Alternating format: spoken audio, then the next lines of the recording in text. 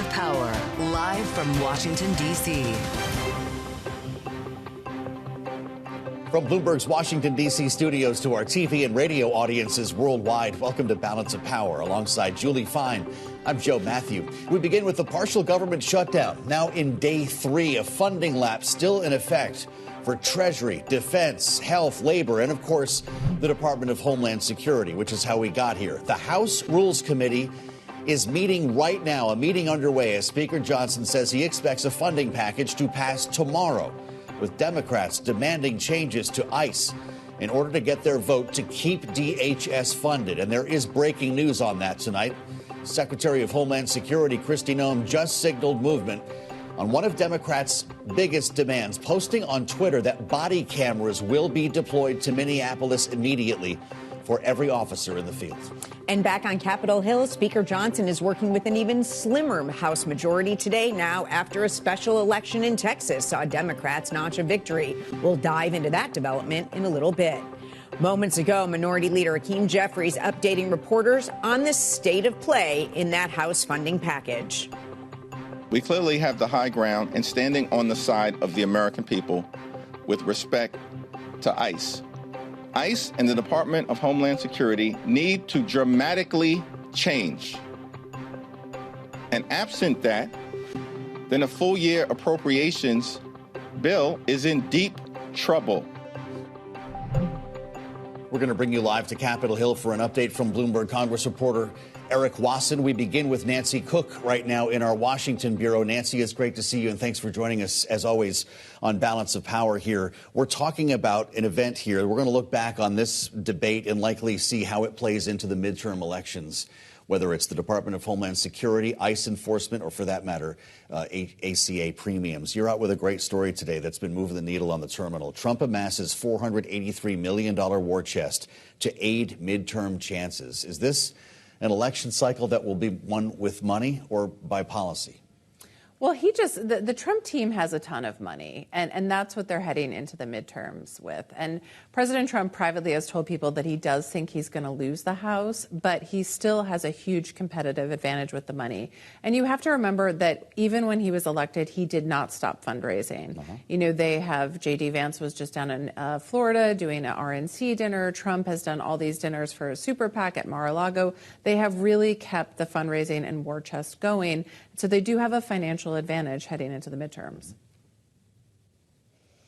Nancy, when you talk about the midterms and the shutdown happening right now, will that play into it? You know, the concerns, obviously the president has a lot of money. We just saw that with the FEC filings. But is this something that will come into play with the shutdown? Are there concerns that if this doesn't happen, they're going to have to rip into that pocketbook real quickly? Well, I think that it's not necessarily the shutdown, but some of the issues that have caused the shutdown, I think, will be huge starring players in the midterms. And I'm talking about what ICE has been doing on the ground in cities like Minneapolis, the fate of immigration policy, ACA premiums rising. These are all things that voters are going to think about with the midterms. I don't know if voters will necessarily think about the shutdown, in November, but the issues that are underlying them will be things that people are voting on. And you have to remember that Trump's approval rating is not great right now. Even with his handling of the economy, a majority of voters in poll after poll say that they're not pleased. His just overall approval rating is not great. And so these are the issues that people will be voting on. Got it. Bloomberg's Nancy Cook is going to be back in just a moment. We want to add the voice of Erik Wasson live from Capitol Hill right now. Erik, give us a sense of what's happening inside this Rules Committee hearing and whether, in fact, we're going to see a vote on a funding package tomorrow. I think since we talked midday, things are looking a little bit more positive for this shutdown bill. An important development was President Trump coming out and saying no changes can come to this bill. That was a Truth Social post aimed directly at Representative Anna Luna and others who really want to see, the SAVE Act, which is a voter ID bill, attached to this bill. So like that Trump social post was very key. Hakeem Jeffries could have come out and tried to kill this bill by saying he's voting no. He's withholding judgment. They're going to talk to his caucus. I think there will be some Democratic votes to pass it. The big question remains whether they can pass this procedural rule in order to get the bill on the floor. So it's not a done deal yet, but I do think it's more likely than not that the House will be able to clear this on Tuesday and end the shutdown. Erik, what are you hearing about discussions between Democrats and Republicans right now to get this done? You know, there's really a lot of discussion about what is the next step look like. This is the reforms to the ICE, sort of methods. It was very interesting to see Kristi Noem come out and say that body cameras will now be distributed. There is funding in the bill on the table, $20 million for body cameras, but no actual mandate requiring every officer to have that. That's one of the key Democratic asks. I think that's something that could eventually get into the bill in 2 weeks to fund the full Homeland Security Department bill for a year. But there are other more difficult asks the Democrats have. Judicial warrants, that they feel like that's a hamstringing of ICE agents instead of administrative warrants. There's also going to be a big debate about masks. There's a feeling among many Republicans that ICE agents are being doxxed or harassed, their families are being targeted. They don't want to be unmasked. But then, Democrats come back and say other law enforcement doesn't operate with big masks. This is ridiculous. So that's going to be the toughest part of the negotiation. But Jeffries just told reporters that there's no ironclad path so far. He wants to see more, so he's trying to keep the pressure on. Interesting. There will be just one vote, as we understand it, tomorrow. Erik, lawmakers won't be able to go pick through each of these funding bills and the Senate amendment. You're either up or down. Does that make it more difficult for Speaker Johnson to pass this? In some ways it does. I mean, when the House first considered DHS funding, there was a separate vote to allow Republicans to all vote for that with just 7 Democrats, and then a big bipartisan vote on the rest of the bills, the 5 bills that fund state, defense, treasury, and other aspects of the government. But a lot of Democrats, Rosa DeLauro, the top Democrat in the Appropriations Committee, telling our reporters she's going to vote yes. There are a lot of people, a lot of Democratic wins in here, reversals of Trump and DOJ cuts to medical research and housing subsidies, etc. So I think that there are many people like Rosa DeLauro who are going to vote yes. Steny Hoyer, the former majority leader, are going to vote yes. The question still is on the rule, and Jeffrey's saying we're not going to bail them out on the rule. If you're going to come to us and say you have to pass a procedural motion with Democrats, we have a big laundry list of things to make life more affordable, probably including the Obamacare expiring subsidies. You're going to have to pony up on that to get our help. So they're kind of holding the line on that. That's going to be the dramatic vote. If the rule clears, then I think we're going to see the bill sail through.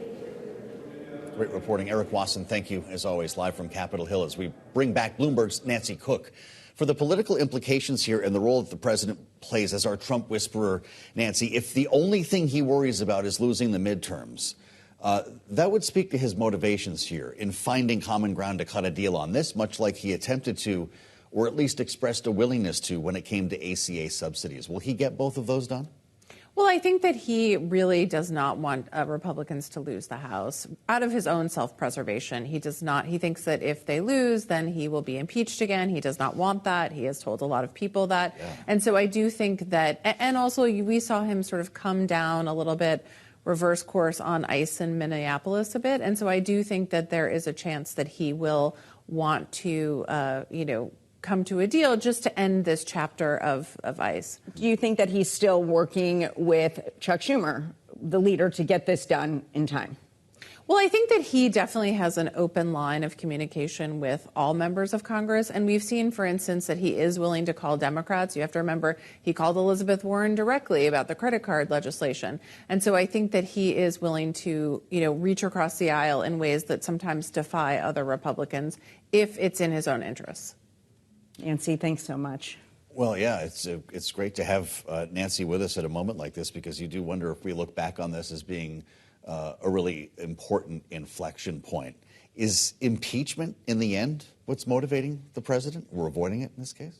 Well, I think impeachment is one issue, but also it's just, if Democrats end up controlling the House, that will really hurt Trump's ability in the last 2 years in office to pass legislation, to get done what he wants. It will just be really gridlock on Capitol Hill. And he's been able to do so much. Republicans have been really cowed by his first year in office, and he won't have that same power if it's a divided government again. Nancy, thank you. It's great to have you with us. Nancy Cook with us live in Washington as we bring in the voice of Democratic Congresswoman Madeleine Dean of Pennsylvania. She's live on Capitol Hill as well as we watch this whole story swirl. Congresswoman, it's great to see you. Welcome back to Bloomberg TV and radio. What's your reaction to the news from the Secretary of Homeland Security, who I believe you would prefer to not have that job? Kristi Noem says that body cameras will be deployed to ICE agents on the ground in Minneapolis.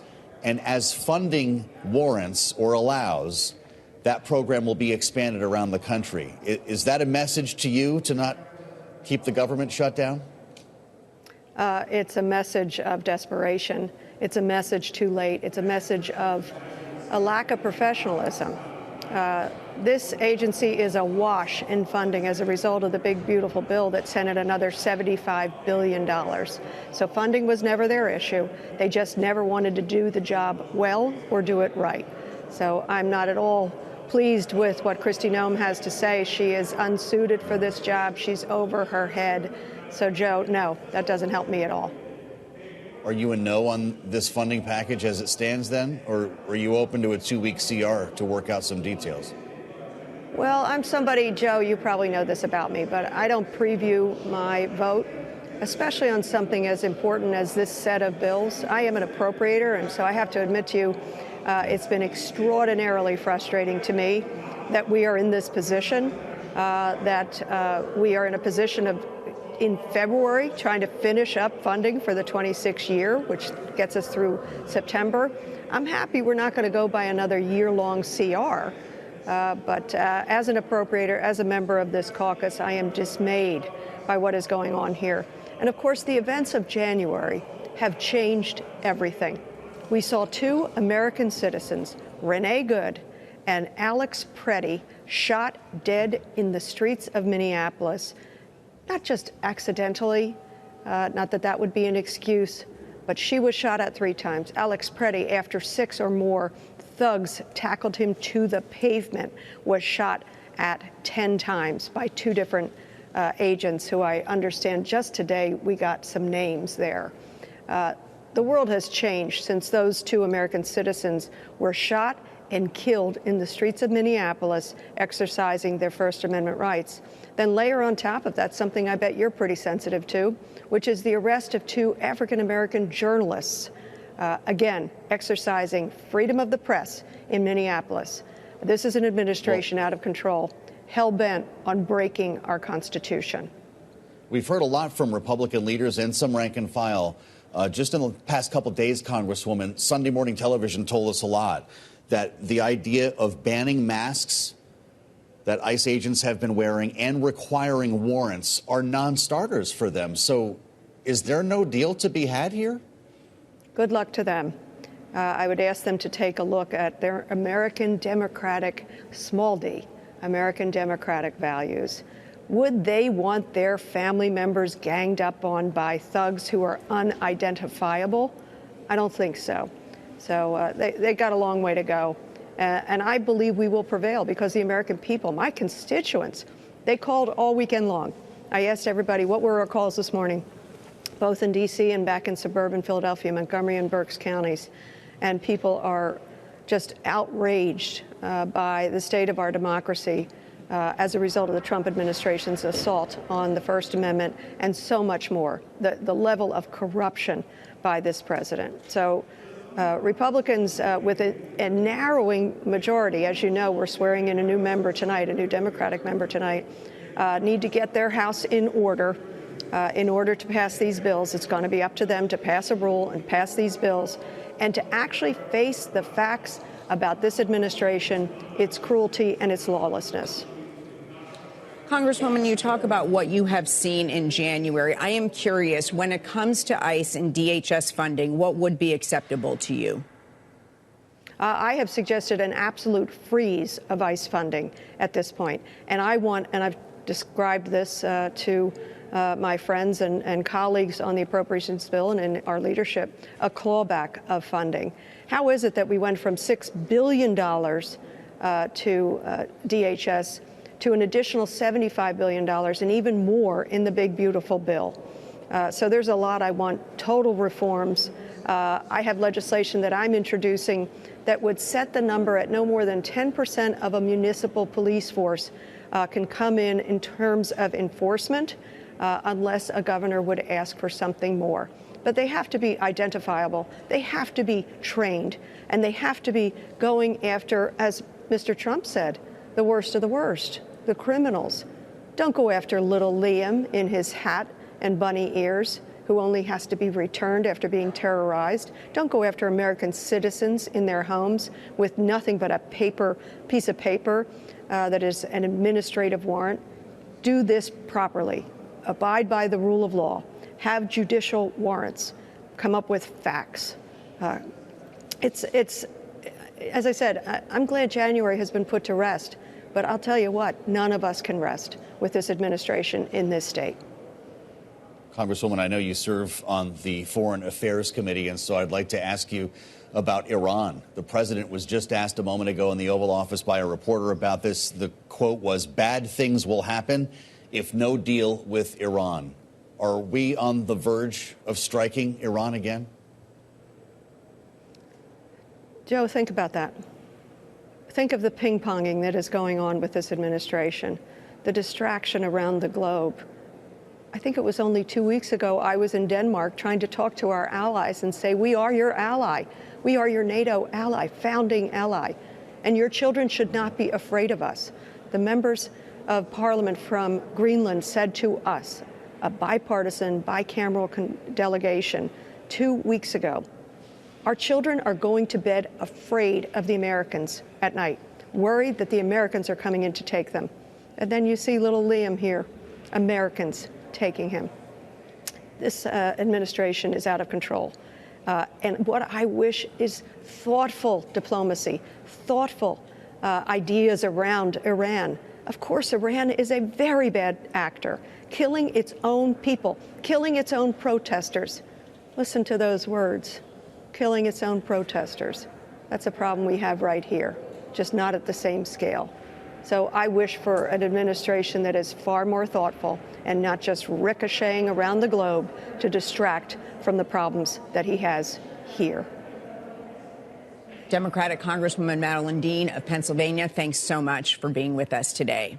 And coming up, President Trump is launching a strategic critical mineral stockpile in an effort to counter China. It's a story Bloomberg was first to report. We'll bring you those details next on Balance of Power on Bloomberg TV and Radio.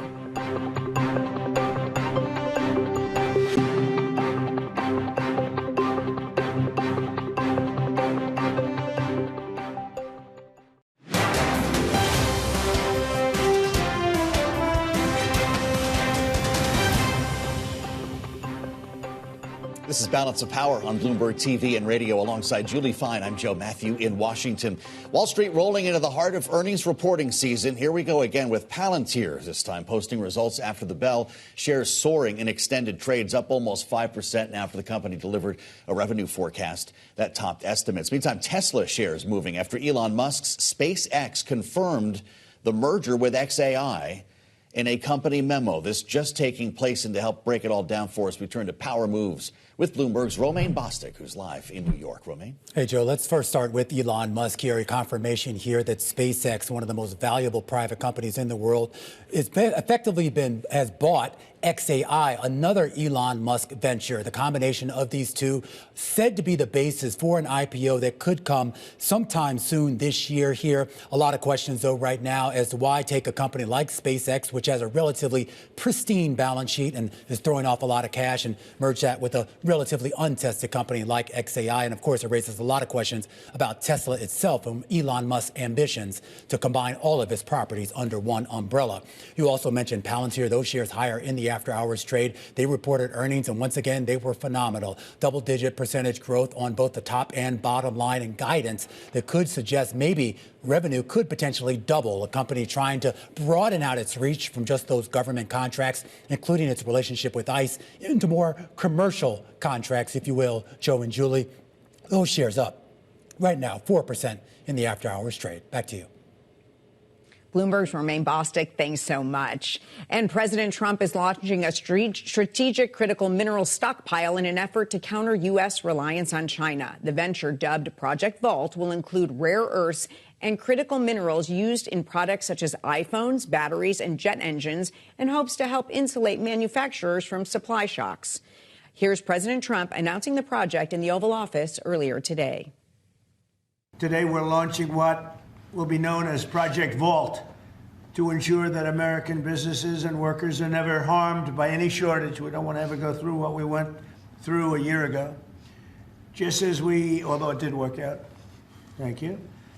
Just as we have long had a strategic petroleum reserve and a stockpile of critical minerals for national defense, we're now creating this reserve for American industry, so we don't have any problems. Joining us now here in our Washington bureau to discuss the implications of this venture on U.S.-China relations is Bloomberg Economics Chief Geoeconomics Analyst Jennifer Welch. Thanks so much for being with us. Thank you so much for having me. I want to start with, how much will this buy down geopolitical risk for the U.S.? Look, I think this, along with other moves that the Trump administration has taken, have been considerable. Credit where credit is due, right? The diplomatic efforts that we're going to see later this week with the summit hosted by Secretary Rubio, the investments in a number of minerals companies over the past year. But I think ultimately the scale of the challenge is huge. I mean, we think about how reliant the United States is on China, how dominant China is in not just the production of the raw materials, but in derivative products. It's immense, and it takes time for those supply chains to build.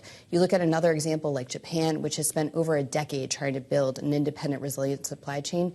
They're still 60 to 70% dependent on China for those imports. We talk a lot about rare earths and critical minerals as being necessary on a national security level because they're used in so many different weapons programs. You think about Pentagon procurement and how difficult it is to produce this stuff. But we're talking about non-defense items here, right? These are phones, jet engines presumably used for commercial space. Is the administration delineating between those two?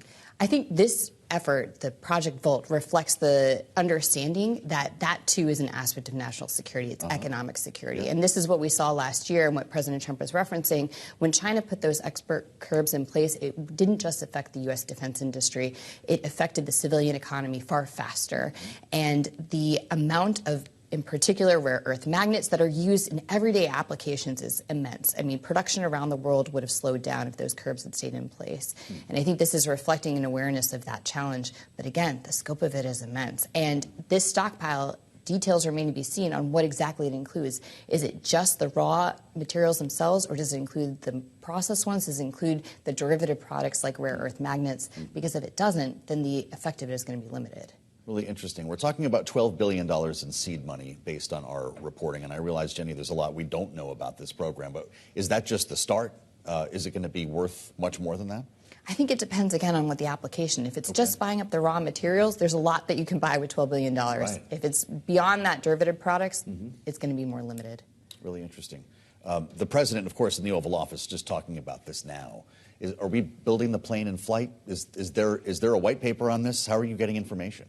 I think hopefully additional details about this project will come out. We may see additional details in the coming days as Rubio launches this major diplomatic push about the administration's broader strategy around critical minerals. But yeah, I think it's an iterative process. You spent enough time working on supply chains, I know, in the prior administration. Is this something you wish you could have had your hands on? I think that's something that's been a repeated problem across administrations. The first Trump administration, the Obama administration even, and certainly Biden, everyone's been aware of this issue for years, but tackling it has been harder. Really interesting, Jenny. Thank you so much. Jennifer Welch, Bloomberg Economics, with a smart take on an important story. Coming up, a Texas stunner. We'll talk to the Democratic candidate who flipped a reliably red state Senate seat in a district that President Trump won by 17 points.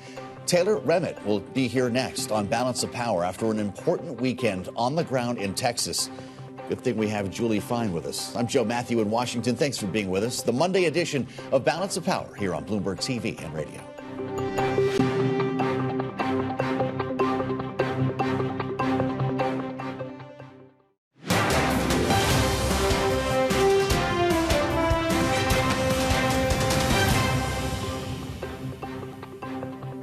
It's Balance of Power on Bloomberg TV and radio alongside Julie Fine. I'm Joe Matthew. The balance of power in the House has shifted once again after Democrats notched another special election win, this time in Texas, with Houston Democrat Christian Menefee winning the seat, narrowing the GOP's already slim majority. Here's what he told us earlier today in his first national interview after being elected. I think that Speaker Johnson may have even said publicly that he's dealing with a one-vote margin, which would be an indication that he's going to swear me in. Yeah. I'm just excited to be here and to get to work. You know, we have a district that has been without representation for just under a year. It's amazing. Frankly, we should have had somebody in Congress a very long time ago. The party breakdown in the House now has Republicans still in control with 218 seats, while Democrats now have 214 once Menifee takes the oath of office, with 3 vacancies still remaining. But that wasn't the only win for Democrats in Texas, after the party also surprised local leaders by taking a state Senate seat, overcoming a late intervention from the president. We'll speak to the winner of that race, State Senator-elect Taylor Rehmet, in a moment. But first, for more from our Dallas bureau is Joe Lovinger. Joe, this one quite a surprise. That's right, Julie. Huge surprise here, a 31-point flip from what we saw in the 2024 election when this district supported President Trump by 17 percentage points. Taylor Rehmet, a Democrat, here winning by almost 15 points. It's had a lot of political observers here trying to figure out what exactly happened. One unifying subject that we've heard a lot about is candidate fit. We've heard, Democrats really saying Taylor Rehmet, he's a union machinist. He talked a lot about pocketbook issues, cost of living, how to make things more affordable for people in Fort Worth. And Lee Wambsgans, the Republican candidate, has been involved for years in this district in sort of hot button social issues, was involved in school board elections, talking about book bans. So, there were a lot of factors that played into this. And we have to remember, this was in sort of strangely timed, January election. It was not something where we had the president on the ballot or the governor on the ballot. So we're limited in what we can learn from this, but it is definitely setting off alarm bells in Texas for the GOP. Well, we all want to tell a trend story, Joe, right? That's what happens in politics, and call something a bellwether. Are you comfortable going there? Because this wasn't on a lot of radars, or does this have more to do with what happened inside that county, inside that district? I think we can definitely say that there are some indications here that this will have an effect on the midterms. If you look at sort of the precinct level voting data here, you see a lot of shifts, particularly in the heavily Latino neighborhoods of Fort Worth, towards the Democratic candidate. And if you remember, we just redrew the congressional districts in Texas, and those maps were designed to give the GOP up to 5 new seats in the U.S. House. But in order to make those gains, they're relying on those same shifts that we saw in 2024 among Latino voters and suburban voters towards the Republican Party. If those voters are shifting back towards the Democrats, then, the Republicans might have to look for other places to pick up those seats.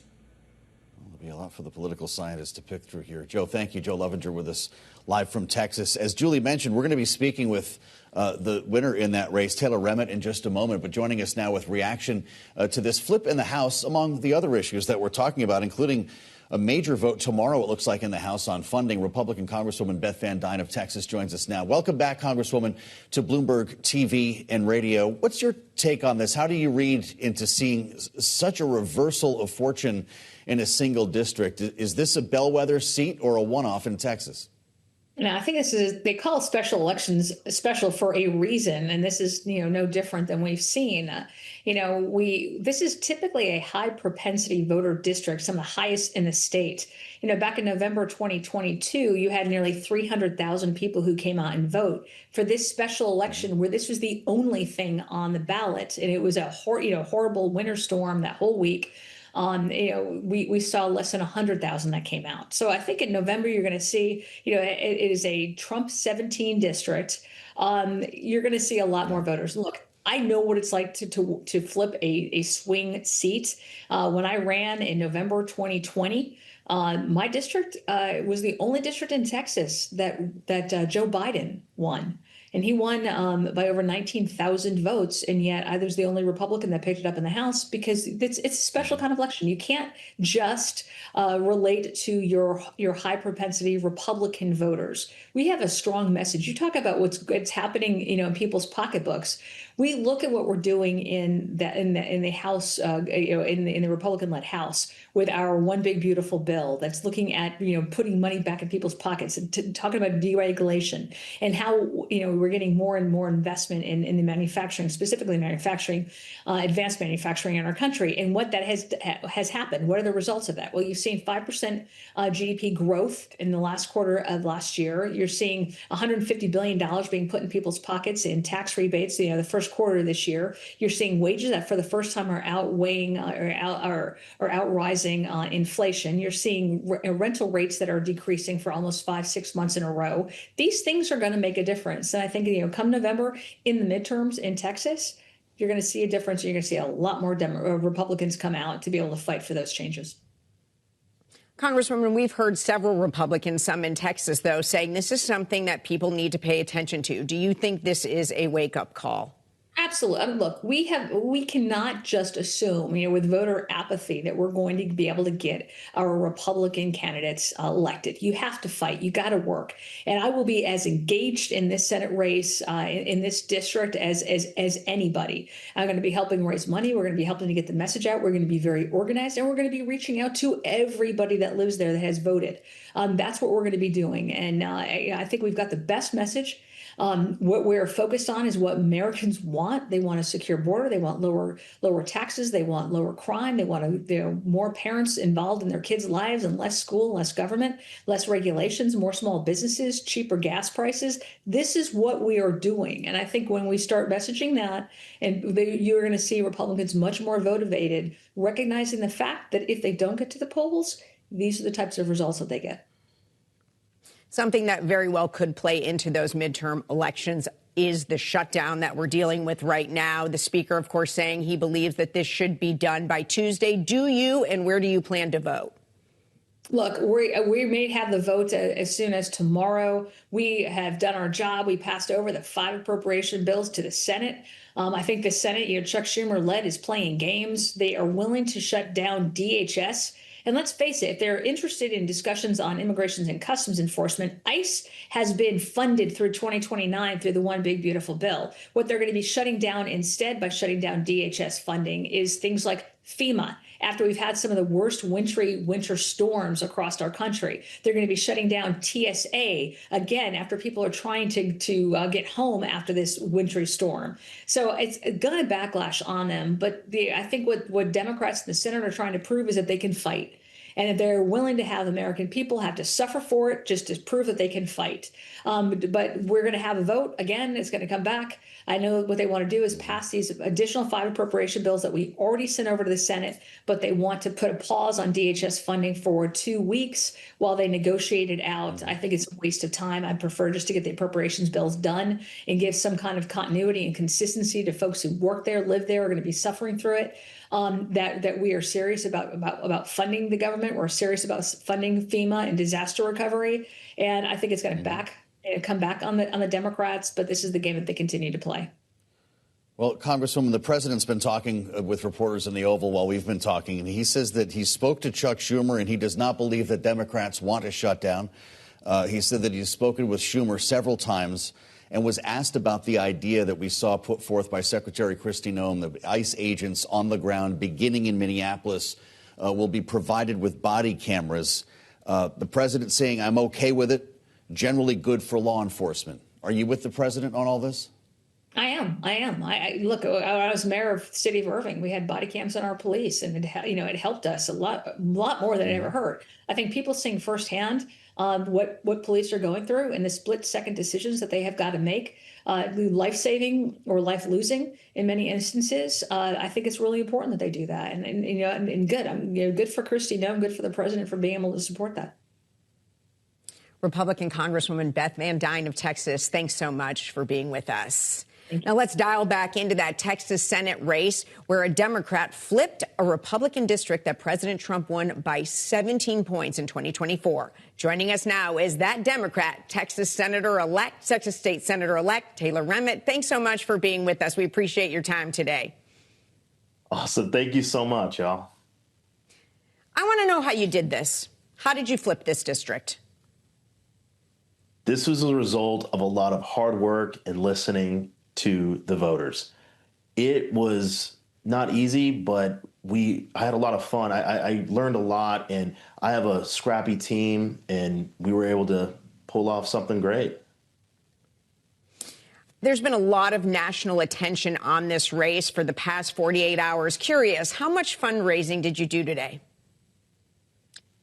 I'm not sure. I've been busy doing a lot of other things like what I'm doing right now, and I just haven't had time to even look at that, if I'm being honest. Were you surprised by all the national reaction you've gotten to this? Yeah, I was. I was pretty surprised. Senator-elect, it's good to see you, and we appreciate you spending some time with us on what I know is a pretty busy day. I don't know if you just heard the Congresswoman weighing in on the flip in your district, her district as well, to a large degree. She seemed to imply that special elections are different, that voter turnout was skewed and, in fact, lower, and that's the reason why you managed to pull this off. How do you react to that framing of what many political watchers saw as a remarkable feat on your part? Well, if I was them, that's what I would say, too. Here's the truth. A special election is special because you get a special look into what the voters are looking for, and you get to do it in a short amount of time, usually. I think that that's what we've proved, is that if we can stick to the voters and focusing on our communities and building trust locally, extremely local, I think that's the way we can really succeed, no matter what side of the political aisle you're on. So you have to do this all over again. You have this seat now, but you are up for election in November. So talk to me about what you're going to do, because your opponent outraised you a lot.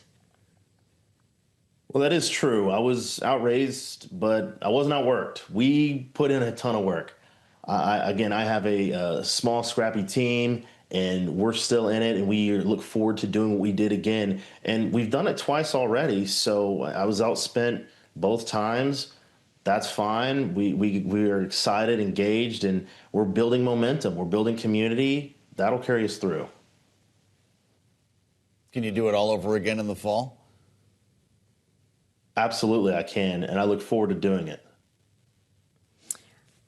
I'm curious what you're going to do now, because you have the seat, but the Texas legislature does not meet again until next January. So what do the next couple of months look like for you in terms of legislating on top of fundraising? Sure, we got to get to work. The work continues, and here's the thing. We got to set up a district office. We have a lot of things that we got to iron out to make sure we have a legislative machine we're building here. So that's the first part.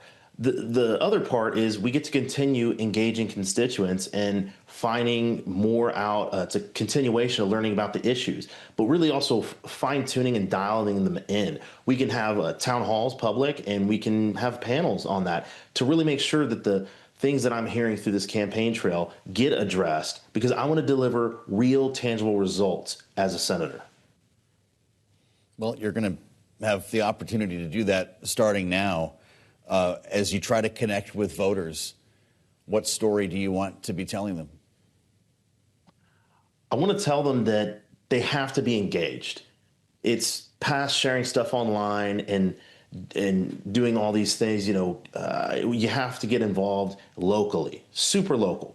And I want them to know that I'm just like them. I'm a aircraft mechanic in a machinist union, and I understand. I feel the squeeze of these affordability issues. We need to lower the costs. We need to protect our public schools here in Texas. And we got to make sure that we fight every day for working Texans. Well, we appreciate you joining us just days later. Democratic Texas State Thank Senator-elect Taylor Rehmet, we thank you for being with us on Bloomberg. Coming up, President Trump says the Kennedy Center will close for 2 years in order to carry out renovations following backlash over his takeover of the organization. We'll discuss with our political panel coming up next on Balance of Power on Bloomberg TV and radio.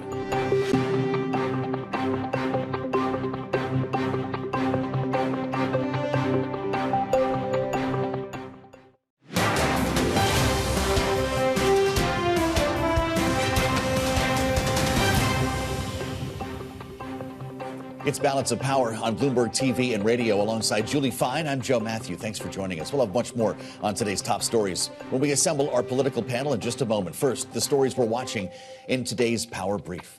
The president is threatening to sue former Daily Show host Trevor Noah, firing off a 1 a.m. post blasting the comedian for a Jeffrey Epstein-related joke during last night's Grammy Awards, in which Noah invoked both Trump and former President Bill Clinton.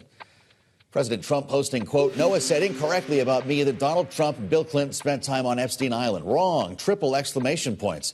I can't speak for Bill, he writes, but I have never been to Epstein Island or anywhere close, unquote.